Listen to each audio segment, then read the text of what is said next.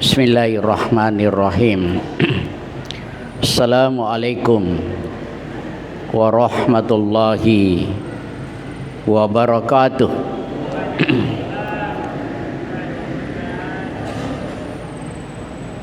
Innal hamdalillah nahmaduhu wa nasta'inuhu wa nastahdi wa natubu ilaih wa na'udzu bihi min sururi anfusina wa min sayyiati a'malina. May yahdihillahu fahuwal muhtad wa may yudlilhu fala hadiyalah. Asyhadu an la ilaha illallah wahdahu la syarikalah wa asyhadu anna Muhammadan abduhu wa rasul. Allahumma salli ala nabiyyina Muhammadin sallallahu alaihi wasallam wa ala alihi wa sahbihi wa man sara ala nahjihi wa man da'a bi da'watihi wa tamassaka bi sunnati wa jahada fi sabilillahi ila yaumiddin. Wa ba'd. Hadirin hadirat jamaah yang semoga dimuliakan, diberkati dan dirahmati oleh Allah Subhanahu wa taala. Alhamdulillah kita hadir kembali menunaikan sholat maghrib secara berjamaah. Kemudian kita lanjutkan pelajaran kita. Semoga menambah keimanan, ketakwaan kita, dan berharap agar menjadi bekal berjalan melintasi alam dunia yang fana ini untuk menuju alam akhirat yang kekal abadi. Selawat dan taslim semoga tercurahkan buat Nabi yang mulia, Nabi yang kita cintai, Nabiullah Muhammad sallallahu alaihi wasallam. Dan tentunya kita berharap semoga dengan salawat kita menjadi wasilah mendapatkan syafaatnya kelak di yaumul akhir. Allahumma salli wa sallim alaihi. Jamaah sekalian, sesungguhnya salah satu urusan yang sangat penting bagi kita adalah menjadikan hidup kita ini bermakna. Tidak sekedar hidup, tapi hidup kita yang singkat ini agar memiliki makna, memiliki manfaat untuk akhirat kita. Karena kalau sekedar hidup, apa bedanya kita dengan makhluk Allah yang lain? Apa bedanya kita dengan binatang kalau sekedar hidup? Binatang itu hidup, makan, minum, melakukan hubungan, ya, tapi tidak punya tujuan hakiki, sekedar diciptakan. Beda dengan kita manusia, lebih khusus lagi orang yang beriman seperti kita. Tidak sekedar hidup, tapi punya maksud dan tujuan yang hakiki, yang bermakna. Itulah sebabnya Allah bertanya, am hasibatum annama khalaqnakum abatha. Apakah manusia itu menganggap dirinya diciptakan begitu saja? Kita diciptakan bukan untuk main-main, tapi diciptakan dengan tujuan yang mulia. Diciptakan untuk menjadi hamba Allah Subhanahu wa ta'ala, memenuhi kewajiban-kewajibannya sebagai hamba, yaitu beribadah kepada Allah Subhanahu wa ta'ala. Itu tujuan utama Allah menciptakan manusia. Sehingga kalau ada orang yang hidup di dunia ini, di planet bumi Allah, hadir tapi tidak memenuhi kewajibannya beribadah kepada Allah, itu sama dengan dia adalah pendatang gelap.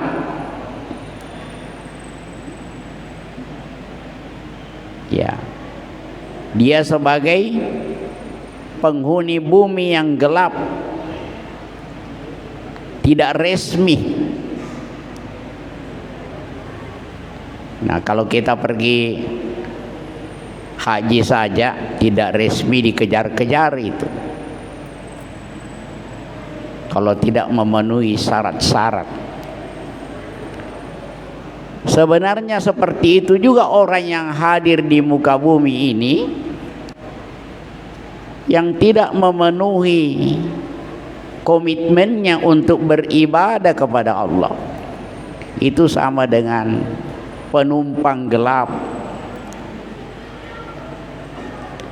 Karena sebelum kita lahir sudah membuat pernyataan, alastu bi rabbikum, qalu bala syahidna. Sebelum kita dilahirkan kita ditanya, alastu bi rabbikum, bukankah saya ini Tuhanmu yang wajib engkau taati? Maka kita membuat pernyataan, bala syahidna, bahkan ya Allah saya bersaksi. Jadi kita sudah semua membuat pernyataan kesiapan mentaati Allah. Ya, barulah kita diizinkan hadir di planet bumi Allah Subhanahu wa ta'ala.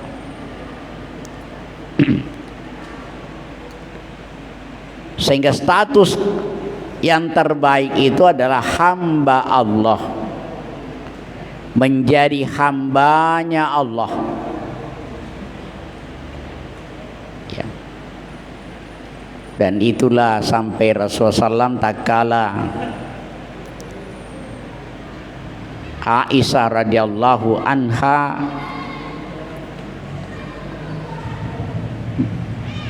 yang seolah-olah Rasulullah SAW kelewatan beribadah kepada Allah. Rasulullah sholat malam, Aisyah pegang betisnya, masih berdiri ya Rasulullah. Ya, Aisyah melanjutkan tidurnya, kembali lagi sadar, masih berdiri Rasulullah SAW. Ya, sangat lama Rasulullah berdiri. Ya, sehingga Aisyah mengatakan, ya Rasulullah, ya Rasulullah, mengapa engkau sampai demikian? Atas na'uhaza ya Rasulullah, wa qad ghufira laka ma qaddama min zambika wa ma ta'akhkhara. Nah, Allah sudah Ampuni dosa-dosamu yang lalu dan yang akan datang. Kenapa masih siksa diri begini? Faqal ya Aisyah, afala akuna abdan sakura. Ya. Afala akunu abdan syakura. Ya Aisyah, bukankah semestinya aku ini menjadi hamba yang bersyukur kepada Allah? Jadi Rasulullah saja masih memproses dan ingin sekali menjadi hamba Allah yang bersyukur. Dan kita paham, kita yakin bahwa keimanan, amal soleh baginda Rasulullah SAW tidak diragukan. Ya. Jadi status menjadi hamba itu sangat penting kita kejar. Hambanya Allah. Sehingga Al-Quran juga diturunkan kepada hamba-hamba Allah Subhanahu wa ta'ala. Alhamdulillahilladzi anzala ala abdihil kitaba wa lam yaj'al lahu iwaja. Surah Al-Kahfi. Segala puji bagi Allah yang telah menurunkan kitab Al-Quran kepada hambanya. Jadi harus berusaha kita, Allah menilai kita betul-betul sebagai hambanya, karena itu status yang terbaik. Subhanalladzi asra bi 'abdihi lailan minal masjidil haram ilal masjidil aqsa. Itu lagi Rasulullah bi'abdihi, ya, Maha suci Allah yang telah memperjalankan hambanya. Jadi status hamba ini status terbaik di hadapan Allah Subhanahu wa ta'ala. Makanya Rasulullah SAW pernah bersabda, celakalah hamba dunia, celakalah hamba dirham,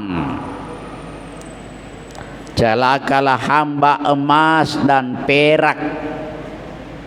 Itu, ya, celaka hamba-hamba selain menghambakan diri kepada Allah Subhanahu wa ta'ala. Nah, apa langkah-langkah agar hidup kita ini bermakna?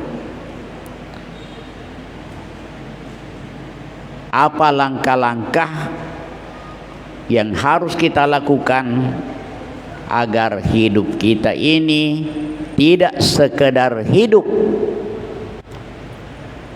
tapi hidup kita penuh arti, hidup kita yang singkat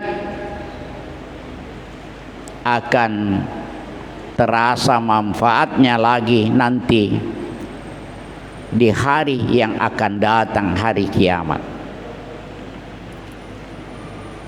Maka nasihatnya yang pertama, jika hidup itu adalah untuk beribadah,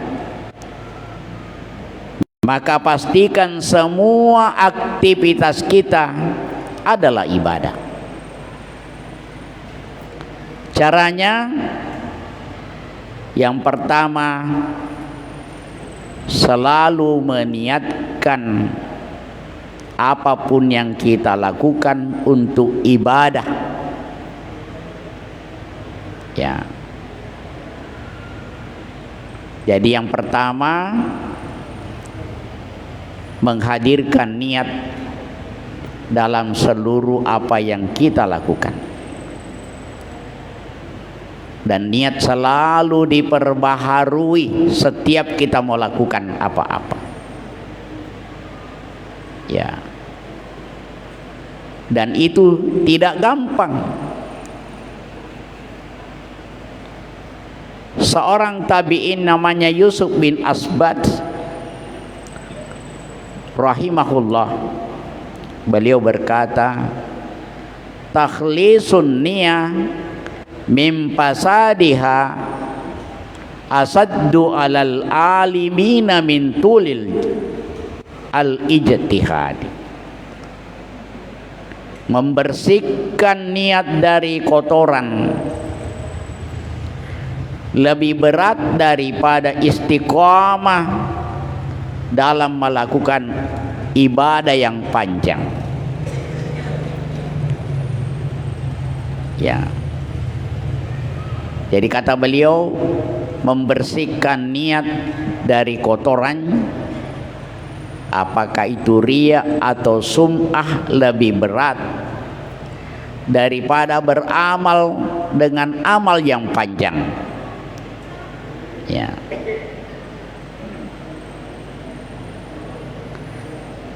Dan beliau berkata, sesuatu yang paling berat di dunia ini adalah ikhlas. Dan berapa kali aku berusaha sungguh-sungguh untuk melenyapkan riya dalam hatiku, namun seakan-akan dia tumbuh dalam bentuk yang lain. Ini pengakuan beliau. Seorang ahli ibadah mengaku jujur bahwa urusan ikhlas urusan berat. Saya berusaha ikhlas, tidak riya, tapi muncul dalam bentuk lain. Ya.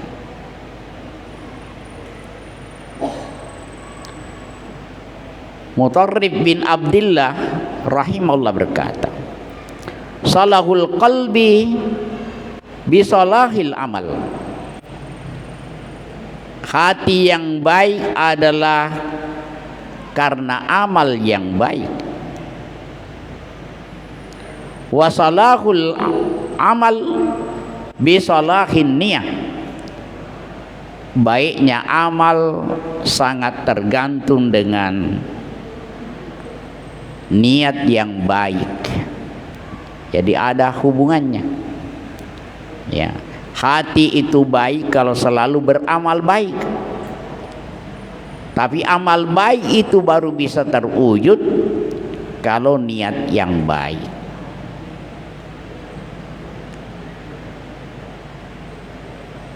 Dan la yuslihul amal illa bisalasin. Ibnu Ajlan mengatakan, tidak akan mungkin amal menjadi baik kecuali hanya dengan 3 syarat. Amal baru bisa baik kalau 3 hal yang harus hadir. Yang pertama, at-taqwa, bertakwa kepada Allah. Ya. Makanya takwa kepada Allah selalu diulang-ulang setiap Jumat. Ittaqullah, ittaqullah haqqa tuqatih, sampai haqqa tuqatih. Tidak boleh orang puas mengurus takwanya, karena harus sampai haqqa tuqatih, betul-betul takwa. Ya. Yang kedua, wan niyatul hasanah, niat yang bagus, niat yang baik. Dan tidak gampang karena setan berusaha.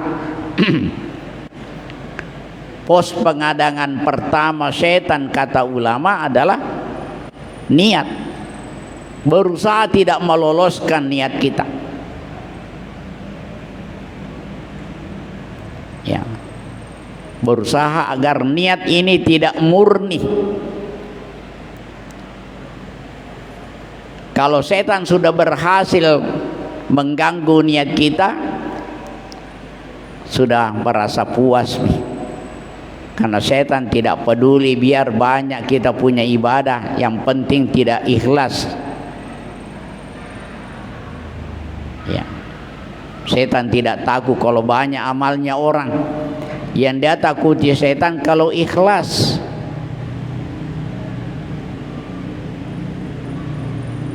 Pos pengadangan pertama di sini, setan mengendaki agar orang-orang beriman tidak ikhlas. Ya. Dan ini kalau tidak hati-hati bisa saja diselipkan riya, sum'ah, hancur kita punya ibadah. Yang ketiga, wal isabah, berkesesuaian dengan tuntunan baginda Rasulullah sallallahu alaihi wasallam.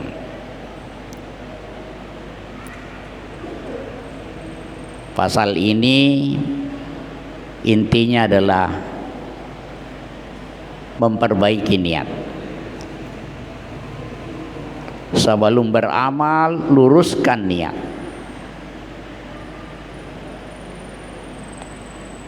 Diluruskan niat kita, nawaitu kita diluruskan. Makanya para alim berkata, orang bijak berkata, niatnya orang ikhlas adalah ibadah. Ibadahnya orang ceroboh adalah kebiasaan.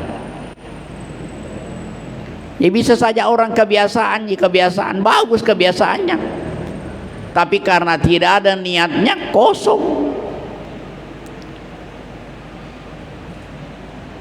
Kenapa pergi ke masjid sholat jamaah? Sudah terbiasa nih. Hati-hati Ki, jangan sampai jadi kebiasaan saja. Pasangin niat. Sebaliknya urusan dunia yang ada niatnya sebagai bentuk ketaatan kepada Allah diberi pahala. Kata Rasulullah SAW, orang yang keluar dari rumahnya mencari nafkah untuk anak istrinya dengan niat untuk anak istrinya agar bisa beribadah anak istrinya dengan baik, itu ibadah. Sebaliknya orang yang pergi ke masjid luput tidak punya niat, wah bahaya itu. Dan niatnya orang beriman lebih baik daripada amalnya orang yang tidak beriman. Ya, jangan padang kecil niat, dibiasakan walaupun tidak mesti diucapkan, tapi setiap kita mau beramal ada niat di dalam hati kita. Ya. Bisa saja orang tidak mengamalkan tapi ada niatnya diberi pahala seperti orang yang mengamalkan. Ya, sampai Rasulullah mengatakan, ya, dalam perjalanan Rasulullah SAW mendaki menurun dalam jihad, kata Rasulullah SAW, tahukah kamu ada orang tidak membersamai kita di sini, tapi pahalanya sama dengan pahala kita. Kata sahabat, bagaimana bisa ya Rasulullah? Kita ini capek, kita ini berkeringat, dia di sana. Kata Rasulullah, kemungkinan dia berbaring di rumahnya karena dia sakit, tapi ada niatnya mau membersamai kita. Cuma dia halangan karena sakit. Niatnya itulah menjadi penyebab mendapatkan pahala seperti pahala yang kita lakukan, seperti pahala yang kita dapatkan mendaki menurun dalam jihad ini. itu memberi pelajaran betapa pentingnya niat yang baik itu. Ya. Maka selalu periksa niat sebelum kita beramal apapun. Jangan cuma sholat, baca Quran, urusan dunia kita taruh niat, pasangi niat di situ. Ya Allah, saya lakukan ini, saya berharap Engkau beri pahala, Engkau ridho yang saya lakukan ini. Ya, itu. Yang kedua, jika hidup itu adalah ujian, maka tidak ada cara lain menyelaraskan hidup kita untuk menjalani hidup ini dengan penuh kesabaran. Kalau dunia ini ujian, maka kita harus menjalaninya dengan penuh kesabaran. Dan pasti diuji. Walanabluwannakum bisyai'in minal khaufi wal ju' wa naqsim minal amwal wal anfus wath thamarat wa basyiris sabirin. Ya.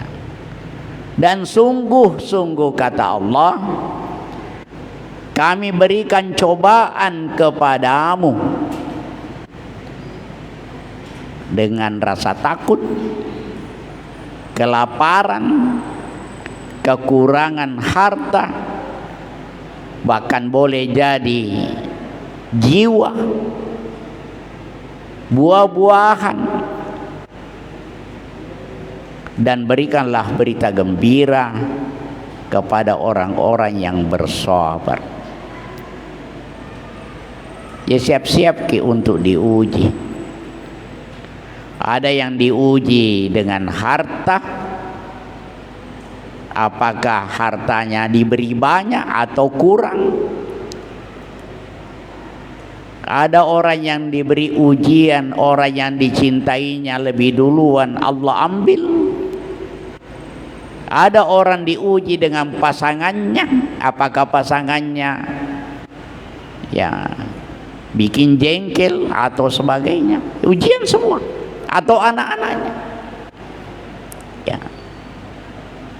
Allah sudah ingatkan, saya uji kamu dengan pasanganmu dan anak-anakmu. Ujian semua. Ya.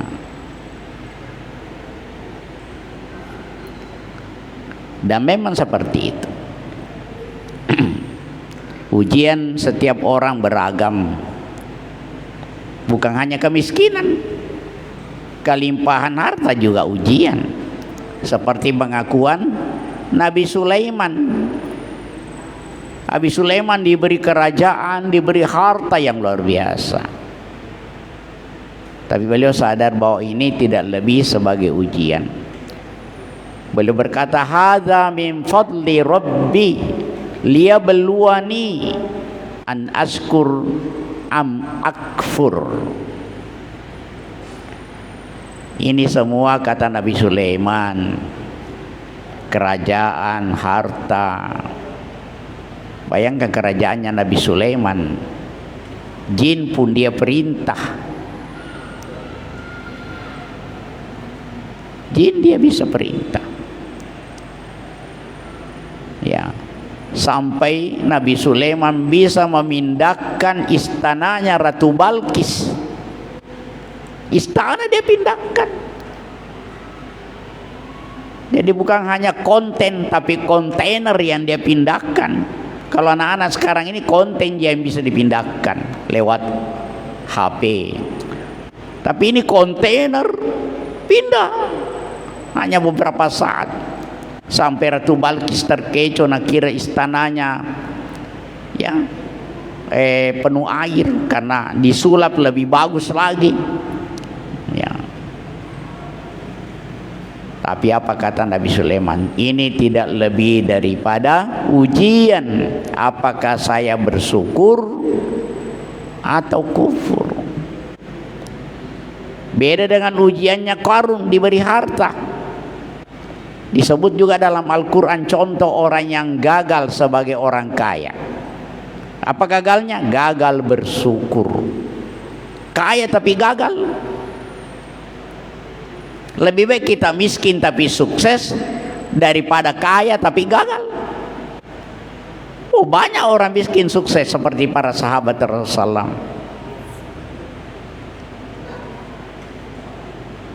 Qarun kaya tapi gagal sebagai orang kaya. Kenapa gagal? Dia berkata, innama utitu ala ilmin indi. Semua ini ada karena kepintaran saya, karena ilmuku. Wah, ini sombong sekali. Sombong, ya. Nah, itu orang kaya yang gagal. Padahal harta, kata Hasan Al-Basri, dunia ini sebagai ujian. Ibni Adam, ma'ataqallahu ta'ala dunya illa ikhtibara. Tidaklah Allah memberi dunia seseorang kecuali hanya ujian. Wala zawaha, ya, tidaklah juga Allah menahan, ya, illa ikhtibara, kecuali juga ujian. Jadi kalau Allah kasih ujian, Allah juga tahan ujian juga. Semuanya ujian. Ya. Dan siapa yang tidak siap menerima takdir ketentuan Allah, Allah marah dalam hadis qudsi. Ya, Allah berfirman, innani anallah, saya ini adalah Allah. Ya, la ilaha illa ana, tidak ada Tuhan yang berkuasa kecuali saya. Man lam yasbir ala bala, siapa yang tidak bersabar atas ujian yang saya kasih, walam yashkur linikmani, walam yashkur linikmai,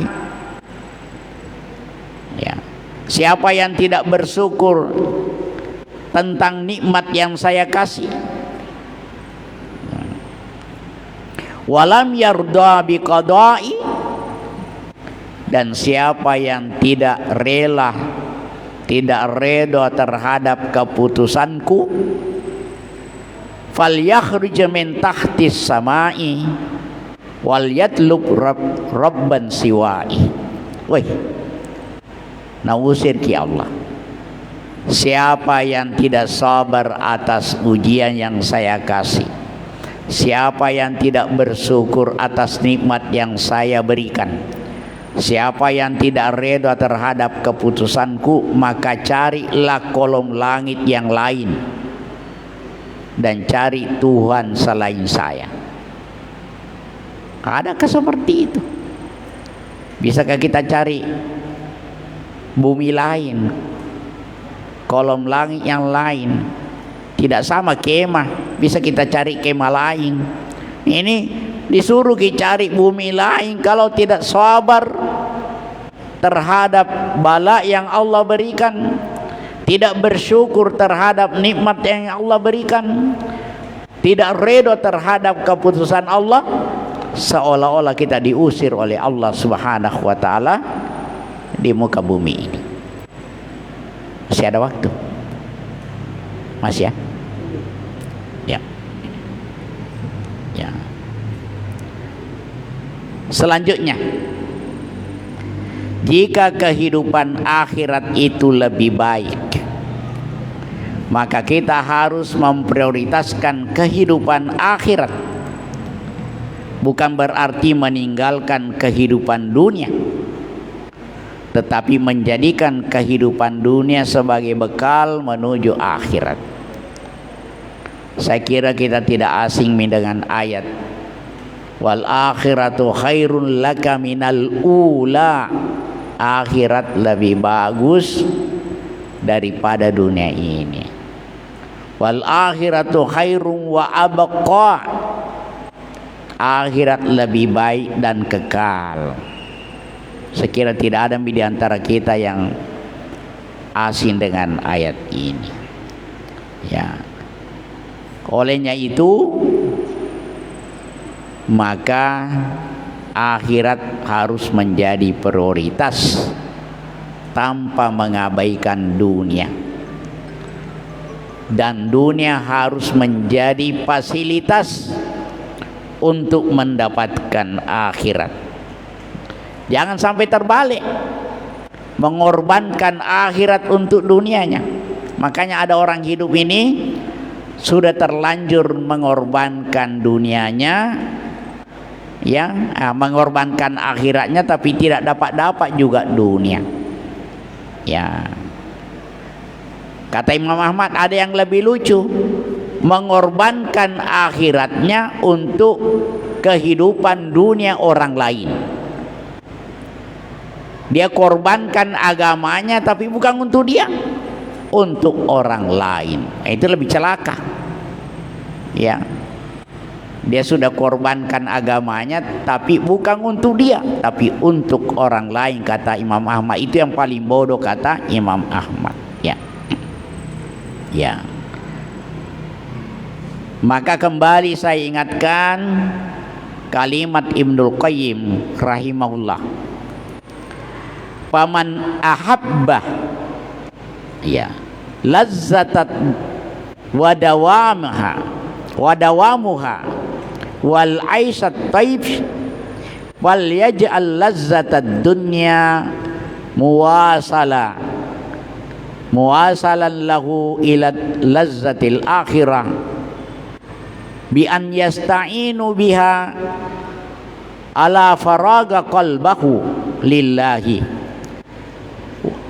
ya, wa iradatihi wa ibadatihi. Kata beliau, siapa yang ingin kelezatan dunianya dan kebahagiaan dunianya terus ada, tidak hilang-hilang, maka jadikanlah kelezatan tersebut sebagai wasilah untuk menyampaikannya kepada kelezatan akhirat.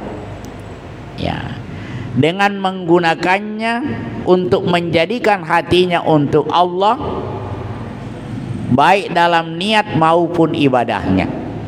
Siapa yang mau dilanggengkan kehidupan dunianya yang nyaman, tidak hilang-hilang, jadikan kelezatan dunianya itu untuk mendapatkan kelezatan akhirat. Ya, payatanawaluha bihukmil isti'anah wal quwwata ala talabihi la bihukmi mujarradah as-sahwati wal hawa.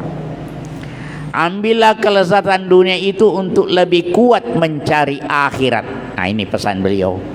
Mestinya dunia tak harus semakin menguatkan kita mencari akhirat, bukan mengambilnya dengan hukum syahwat dan hawa nafsu. Itu kata beliau. Jadi mestinya, ya, kelonggaran dunia, kenikmatan dunia ini harus memfasilitasi kita untuk meraih akhirat lebih baik. Mestina roto sogie lebih makesingi ibadana na ito pedie pamasagena ni. Mestina roto masagena ilinona lebih mariolo lo masigie na ito mapedie. Mestinya begitu. Pak, bisa beli mobil, bisa beli motor yang baik-baik ke masjid. Ya, dia nak fikir iki, ya, mestinya kalau mau dipertahankan kenikmatannya. Allahu alam. Mengingat sudah masuk waktu, kita cukupkan. Semoga Allah Subhanahu wa taala memberi taufik hidayah kepada kita, mudah kita pahami, dan semoga Allah beri taufik hidayah untuk lebih mudah kita amalkan. Kepada Allah Subhanahu wa taala kita senantiasa berserah diri, bertawakal kepadanya. Subhanakallahumma bihamdika nasyhadu an la ilaha illa anta nastaghfiruka wa natubu ilaik.